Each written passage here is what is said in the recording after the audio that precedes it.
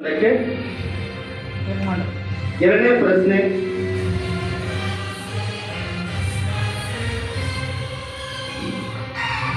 ಪ್ರಶ್ನೆಗೆ ಕರೆಕ್ಟ್ ಆಗಿ ಓದಬೇಕು. ನಿಮ್ಮ ಟೈಮ್ ಟಿ 4 ಆನ್ಸರ್ಗಳನ್ನ ಬಂದ ತಕ್ಷಣ ನಿಮ್ಮ ಟೈಮ್ ಸ್ಟಾರ್ಟ್ ಆಗ್ತದೆ. ಒಂದು ಸಮಾಂತರ ಶ್ರೇಣಿಯಲ್ಲಿ an = 4n - 1 ಆದರೆ 5ನೇ ಪದ ಎಷ್ಟು ಅಂತ ಕೇಳಿದ್ದಾರೆ. ಆಪ್ಷನ್ ಡಿ ಬಂದಿದೆ ನೋಡ್ರಿ 20, option C 19, option A 4, option B 12.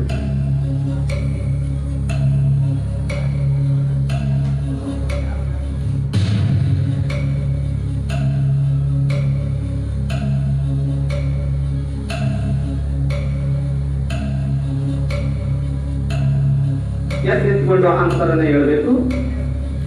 ನಿಮಗೆ ಬರದೇ ಇದ್ರೆ ಪಾಸ್ ಕೊಡಬೇಕು. ಆ ಮುಂದಿನ ತಂಡ ಆ ಪ್ರಶ್ನೆಗೆ ಆನ್ಸರ್ ಅನ್ನ ತಯಾರಿಯಲ್ಲಿರಬೇಕು. Option A